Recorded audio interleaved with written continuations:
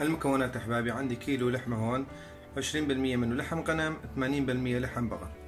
معلقة طعام ملح، معلقة صغيرة 7 بهارات،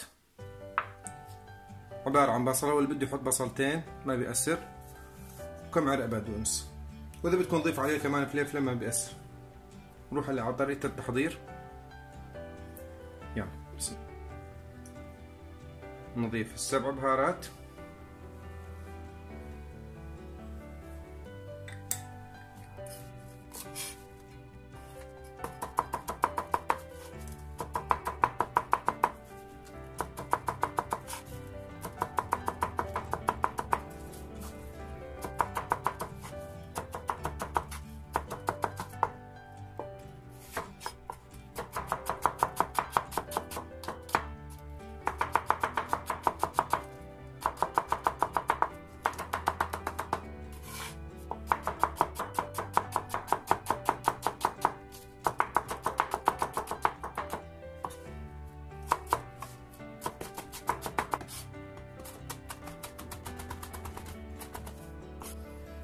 طبعا بدكم تنتبهوا على ايديكم.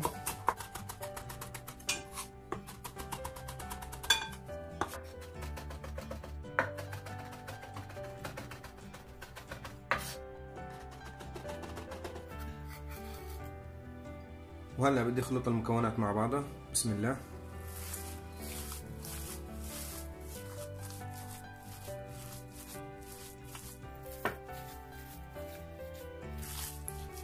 وهلا ننتقل على الخطوة التالية.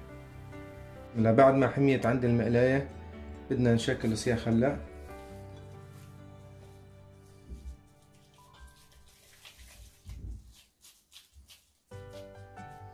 بحاول خليهم اعراض شوي بهذا الشكل. بسم الله.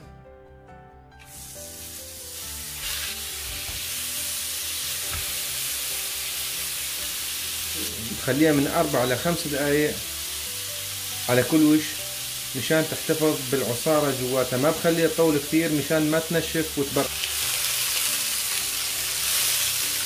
شايفين ما شاء الله كيف شكلهم، في بيشهي ما شاء الله. واو.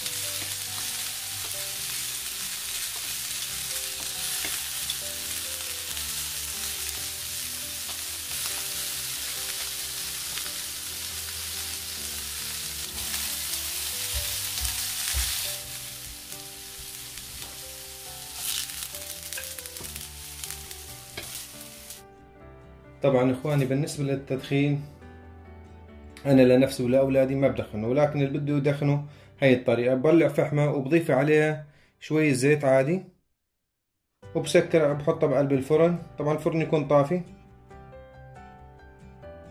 بس عبارة تعطي الدخنة مثل هيك مثل ما تكونوا شايفين. بحطها بقلب الفرن وبحطهم كلياتهم جوا. بسكر الفرن لمدة دقيقتين بس مش أكتر. وهلا خلونا نعمل السلطة.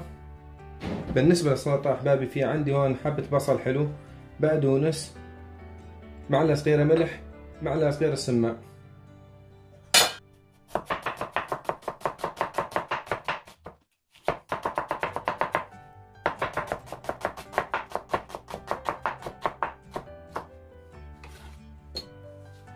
البقدونس أحبابي طريقة تنقيته على طريقة المطاعم بشكل سهل كثير. طلعوا كيف بمسك البقدونس من هون بهذا الشكل،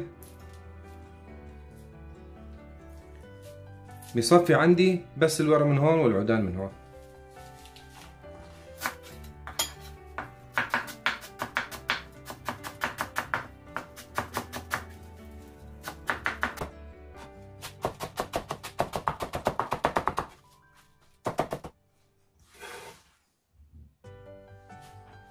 بضيف السماق،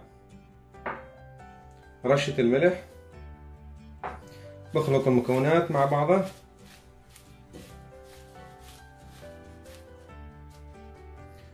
وهيك تكون عندي جاهزة. هاي النتيجة اللي وصلنا لها، أتمنى تنال إعجابكم، أنصحكم تجربونها وبالعافية عليكم. ويا ريت تشتركوا بالقناة وتنشروا المقطع، ونلتقي بإذن الله في فيديو جديد. دمتم في رعاية الله. سلام.